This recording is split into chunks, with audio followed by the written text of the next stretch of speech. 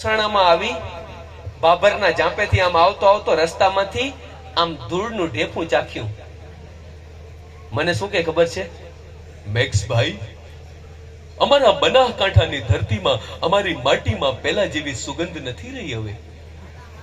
મેં કીધું તારો બાપ, અમારા બનાસકાંઠામાં તો આજે ઈ જ મીઠપ છે. તે ઉપાડ્યો ને એ માટી નથી, પોદરો છે. કાકા તે માલ જ અવડો ઉપાડ્યો છે, બાકી અમારો બનાસકાંઠો આજે મીઠો છે મારા વાલા, આજે મીઠો છે.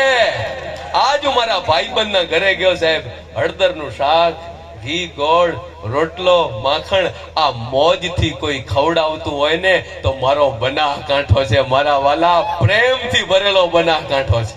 થોડીક તકલીફ પડી છે 2 દિવસથી. કેમ ખબર છે? આ બાજુથી મારા ભાઈબંધો થરાદથી આવ્યા છે.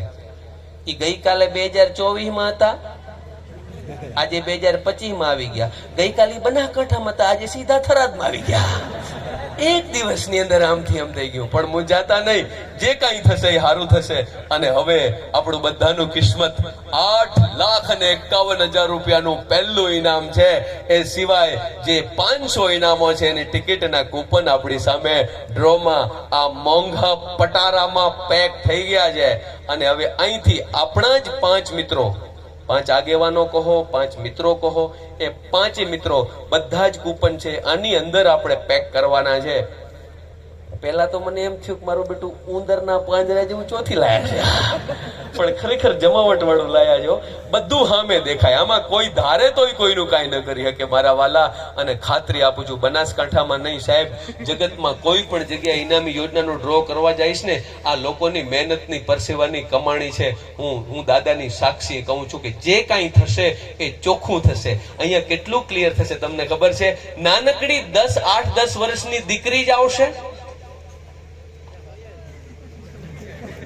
ચાર્જર રહી ગયો છે, એનું ચાર્જર આપો ભાઈ, આપો. અમારે ડખા થશે. મારા બેટા 8,000 લોકો સામે બેઠા છે ને ઈ પાછળથી મને કે ચાર્જર રહી ગયું મારું. ભાઈ એને ચાર્જર દઈ દો ને, કે 150 રોકડા દઈ દો યાર. ખરેખર હમણાં અત્યારે મેં કીધું ને કે બેસી જાવ તો લોકો કેટલા, મારો બનાસકાંઠામાં માન કેટલો છે. મને તો મજા આવી ગઈ. કેમ ખબર છે? નહીંતર એક ટેણી વાટલો આવો છોકરો હતો, એને મમ્મીને બેઠો બેઠો કે મમ્મી એક વાત કહું. એ કે હા બેટા કે ને. મમ્મી હું એવડો મોટો ક્યારે થઈશ કે મને મજા આવે ત્યારે હું ઘરેથી બહાર જતો રહું?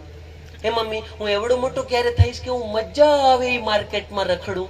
હે મમ્મી મને ઈ કે ને હું એવડો મોટો ક્યારે થઈશ કે મને મજા આવે ત્યારે હું પાછો ઘરે આવું? એના મમ્મી શું કે ખબર છે? એવડો મોટો તો તારો પપ્પો એ નથી થયો હજુ. જેને જેને બંગડીના ગોબા લાગ્યા છે. પણ ખરેખર પહેલે વડીલો નક્કી કરી આવતા સારું હતું. ખરેખર આપણામાંથી ઘણા બધા, હું આવી જાઉં, હું આયર છું, અમારામાં આવું જ છે, અમે બંધમાં હાલ્યા. આમાંથી વડીલો નક્કી કરી આવતા. શીતળતાય રાતના ફેરા હોતા, ચંદ્રની શીતળતાય ફેરા ફરતા, સંબંધ લાંબો હાલતો. હવે ધોરા દીએ ફેરા ફરે ભડાકા થાય. વડીલો નક્કી કરી આવતા, બાપ દાદા નક્કી કરી આવે, સંબંધ નક્કી કરી આવે, ઈ સંબંધ થાય. જોવાની વોટ્સઅપની પ્રથા હતી જ નહીં. હવે તો વાતું થઈ જાય, ફોટો આવી જાય. પહેલે ફોટો બોટો કાંઈ નહીં, લગન થાય, જાજેરી જાન જોડીને જઈએ અને છુમક છુમક પગલે લાડી ઘરે આવે. અને ઘરે આવ્યા પછી ઘૂંઘટ ઊંચું થાય ત્યારે ખબર પડે કે કઈ પાર્ટી ખોટમાં ગઈ. અમુક ને એકો રાજા રાણી, અને અમુક મારા વાલીડાઓને જે બકી તકી પંજી આવ્યા ને હજી ઉભા નથી. પણ કાંઈ મૂંઝાવા નથી, નસીબની વાત છે. કારણ કે નસીબના સહારે બધો નસીબ પેક થઈ ગયો છે.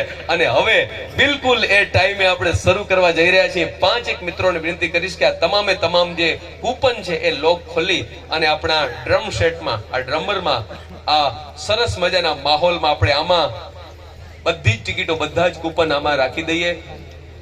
2-3 નિયમ હું તમને કહી દઈશ ચાલુ થાય ના પહેલા, જેથી બધાને ખબર પડે.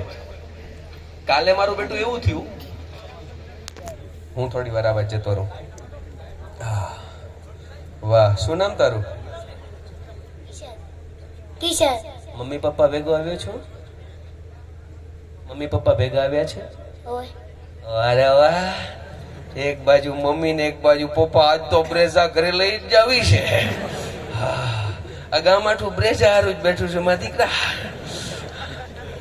હા ખરેખર નાના નાના છોકરાઓને કેવી મજા આવે ખબર છે.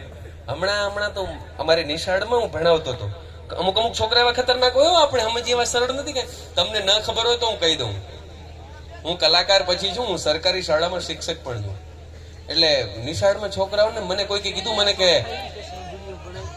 વાંધો નહીં હું દેખાઈશ તમને, દેખાઈશ. અમારા ભાઈબંધે કીધું મને કે મેક્સ તું સરસ ભણાવસ, મસ્ત છોકરાઓને વાતો કરસ. આ છોકરાઓ જો થોડીક વ્યસનની લતે ચડી ગયા છે, ગુટકા તંબાકુ માવા બધા ખાવા માંડી ગયા છે. તું દફતર ચેક કરતો જા.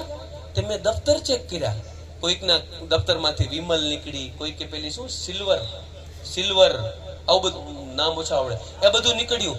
ચેક કરતા કરતા છેલ્લી બેન્ચમાં જે બેઠો હતો ને એના દફતરમાંથી આવડી છરી, આવડો ચાકુ, પેલી તો બે મેલી. મેં કીધું ભલા માણા, સરસ્વતીના સાનિધ્યમાં હું આટલું સરસ ભણાવું છું, અહીં ભણવા આવશો આવા ચાકુ લઈને નિહારમાં હોય. ત્યાં તો મને શું કીધું છે, પણ સાહેબ અમે ગરીબ છીએ, અમારી પાસે બંદૂક ક્યાંથી હોય. એટલે મેં કીધું ઈ લઈ આવી હતી, એમ ભડાકે દેવા છે યાર. તમે થોડોક ઝપાટો રાખજો ને કે યુટ્યુબર આમને ભડાકે દે. વાટ જોઈને બેઠા છે મારા દીકરા 12 વાગ્યાના. હા, લાઈક કરજો, શેર કરજો, સબસ્ક્રાઇબ કરજો, પણ કોમેન્ટ હારી કરજો. હાલાકે એવી કરે છે ને મને બધી ખબર, પણ મૂંઝાવાનું થતું નથી, કારણ કે મોજ કરવાની થોડી મૂંઝાય. હા, આ ભૂરિયા આપણા દેશમાં આવે ને મજા આવે ને, આપણું માહોલ છે વાવ વાવ આપણું છે. મેં કીધું થરાદે છે ભેગું. વાવ ફરતા ફરતા મારા ઘરે આવ્યા. મારું ધોળાવીરામાં સરસ રિસોર્ટ છે, તો રાત્રે મારા ઘરે રોકાયા. સવારનો પોર હજી તો ઉગ્યો. આપણે બધા ખેડૂતોના દીકરા કામકાજ કરીએ ને હવારના તોય માને વંદન કરીએ, દીવો કરીએ, અગરબત્તી કરીએ, જેને જેને પૂજતા હોય ને ત્યાં ચરણે વંદન કરીએ. એટલે હવારના પોરમાં મેં સરસ્વતી માતાને અગરબત્તી કરી, તુલસીના ક્યારે દીવો કર્યો, અગરબત્તી કરી, તો મારી પાસે આવી ગયો. મને કે વોટ આર યુ ડુઈંગ, ये क्या कर रहे हो? મેં કીધું અમારી માં છે, તુલસી અમારી માં છે, અમે પરંપરામાં એને દીવો કરીએ, એને માનીએ, માં જેટલો પ્રેમ આપીએ. મને કે તુમ તો ટીચર હો, પઢે લિખે હો, એસી બાતો મેં બિલીવ કરતે હો. એમ કરીને તુલસી ઉખેડી નાખ્યા, દીવો ઢોરી નાખ્યો, અગરબત્તી ઉલવી નાખી, અને તુલસીનો છોડ ચોપડ્યો શરીરે. મેં કીધું યાર અમે ગુજરાતીઓ, અમે કચ્છ વાગડ બનાસકાંઠો, અમે મહેમાનો ઉપર ઘા ન કરીએ, પણ તે માનું અપમાન કર્યું, મૂકી નહીં. બપોરનો સમય થયો, ફરતો ફરતો ખેતરે લઈ ગયો. બાપા ખેતરે વાડીએ ધતુરાનો છોડ જોયો મેં કીધું બરાબર મોકો છે. ધતુરાનો છોડ જોયો અને મેં તો